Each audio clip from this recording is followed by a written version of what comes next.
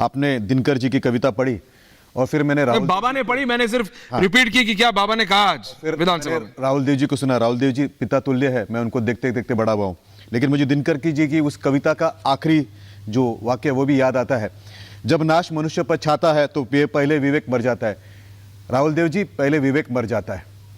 जब आप ये कहते हैं कि उसमें फिर तो ये होगा, बट तो होगा, कोई बट नहीं, कोई भी इफ नहीं है। काशी भी हमारा है और मथुरा भी हमारा है। अगर मैं चाहिए तो मैं आगे बढ़ता हूं। ये तो मर्यादा थी बाबा जी की कि उन्होंने उतना नहीं कहा, मैं खुल के कहूंगा संघर्ष बड़ा भीषण होगा। अब याचना नहीं, रण होगा, संघर्ष बड़ा भीषण होगा। ये बहुत हो गया कि कितने दिन तक इतिहास में जाएंगे, कब तक जाएंगे। केवल हमारी छाती के ऊपर एक्सपेरिमेंट ऑफ सेक्युलरिज्म क्यों होगा? बताइए ना उनको क्यों बताया नहीं? लेट देम क्रिटिसाइज दी एग्रेसर्स फर्स्ट।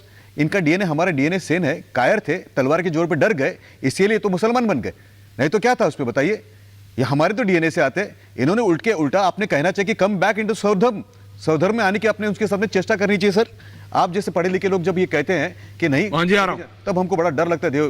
राहुल देव जी, डर हमको उनसे नहीं लगता जिन्होंने एग्रेशन किया था हमारे अगेंस्ट। दूसरी बात मैं आपको बताऊं, ये तीन हमारे आस्था का प्रश्न है। जिसकी आस्था मर जाती है सब। बाबा ने यही कहा कि हमें, बाबा ने हमारे आस्था कंटेक्स्ट में। राहुल देव जी, मैं फिर से रिपीट करता हूं, आप पिता तुल्य है। लेकिन एक बात बताऊं, औरंगजेब और बाबर का विवेक खो गया था और फिर विवेक खोया उन सेक्युलरिस्टों का जो उनकी हस्तियों को आज भी मानती है। और जब मैंने कहा रण भीषण होगा तो ऋण भीषण ही होगा।